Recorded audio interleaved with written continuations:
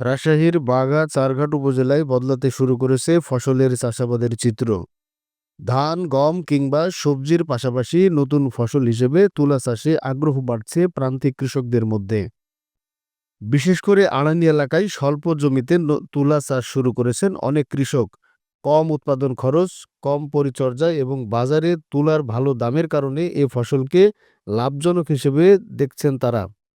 একসময় এ অঞ্চলে তুলা চাষের প্রচলন থাকলেও অন্যান্য ফসলের কারণে আগ্রহ কমে গিয়েছিল। তবে বর্তমানে তুলার বাজার মূল্য ও সন্তোষজনক ফলন দেখে আবারও ফিরছে কৃষকদের আগ্রহ। তুলার আবাদ করছি 1 বিঘা 13 কাঠা। এর আগে কখনো করছেন? এর আগে আমি প্রায় 15-20 বছর যাবত তুলার আবাদ করে আসছি। তাতে কিরকম লাভবান হচ্ছেন? তুলার আবাদে মোটামুটি লাভজনক। কত করে এটা? এটা 4,000 টাকা মন, গত বছর 4,4100 টাকা মন। এটা কোথায় না, বিক্রি করেন? এটা আমাদের আড়ানি ইউনিয়ন, এখানে ইউনিট অফিস আছে। এই ইউনিটে এখানে আমরা প্রণোদনা দেয়, সরকারি থেকে প্রণোদনা দেয়, এবারেও দিয়েছে প্রণোদনা। এগুলো দেয়? বিশ তারা সার কি পরিচর্যা করতে আসে মাঠে দেখতে? মা আসে, সপ্তাহে একদিন আসেই, আসবেই। আসবেই। মোটামুটি তাদের দেখভাল করে? হ্যাঁ, দেখভাল করে, তাদের ভালো আছে, নজর আছে। এতে খরচ কেমন হয়? খরচ প্রায় ধরেন বিঘাতে প্রায় 10 থেকে 12 হাজার খরচ আছে।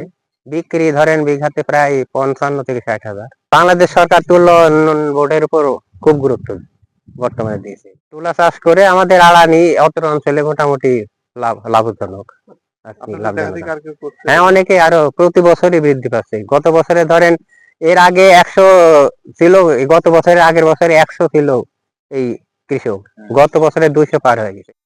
কৃষকদের উৎসাহ দিতে কৃষি বিভাগের পক্ষ থেকে প্রণোদনাও দেওয়া হচ্ছে। এবছর 120 জন চাষিকে বীজ, সার ও কীটনাশক সহায়তা প্রদান করা হয়েছে। কৃষি অফিস সূত্রে জানা গেছে, চলতি মৌসুমে বাঘা ও চারঘাট উপজেলায় প্রায় 600 থেকে 650 বিঘা জমিতে তুলা চাষ হচ্ছে। দুই উপজেলায় তালিকাভুক্ত তুলা চাষির সংখ্যা প্রায় 300 জন।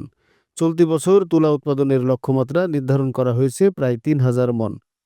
গত বছর এ দুই উপজেলায় উৎপাদন হয়েছিল প্রায় 1800 মন। তবে অতিরিক্ত বৃষ্টিপাতের কারণে এবছর উৎপাদন কিছুটা কম হতে পারে বলে আশঙ্কা করা হচ্ছে। আমরা চলতি মৌসুম অর্থাৎ 2025-26 মৌসুমে বাগাচারঘাট এলাকায় তুলা চাষ সম্প্রসারণের কাজ করে আসছি। এই মৌসুমে আমাদের কৃষি উপকরণ, যেটা প্রণোদনা আমরা বলে থাকি, মধ্যে আমরা এই প্রণোদনা বিতরণ করেছি এবং সুষ্ঠুভাবে এই কাজ সম্পাদন করেছেন আমাদের মোটামুটি কৃষি অফিসার থেকে শুরু করে আমাদের প্রধান তুলা উন্নয়ন কর্মকর্তা প্লাস আমি এই কাজে অন্তর্ভুক্ত ছিলাম। এটা সঠিকভাবে চাষিদের মধ্যে বিতরণ করেছি। এই মৌসুমে বৃষ্টিপাতের কারণে প্রথম দিকে একটু তুলা চাষ বিঘ্ন ঘটেছিল, পরবর্তীতে আমরা এটা কাটিয়ে উঠতে সক্ষম হয়েছি। এই এলাকার মাটি ও আবহাওয়া তুলা চাষের জন্য অত্যন্ত উপযোগী।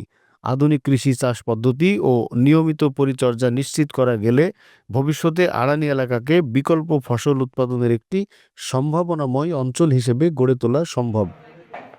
তুলা উন্নয়ন বোর্ডের সাথে সম্মিলিতভাবে গত বছর প্রণোদনা কর্মসূচির আওতায় উপকরণ বিতরণ করেছি এবং এটি কিন্তু একটি অত্যন্ত লাভজনক ফসল। বিশেষ করে তুলার সাথে কিন্তু সহজেই আমরা হলুদ বা সবজি আবাদ করতে পারি।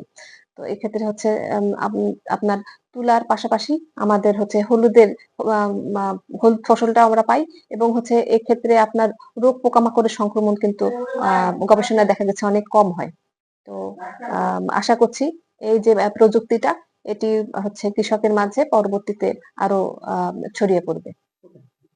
কৃষি বিশেষজ্ঞদের মতে, তুলা চাষ বাড়লে স্থানীয় পর্যায়ে কর্মসংস্থান সৃষ্টি হবে, কৃষকদের আয় বাড়বে, যা সামগ্রিকভাবে কৃষি অর্থনীতিতে ইতিবাচক প্রভাব ফেলবে।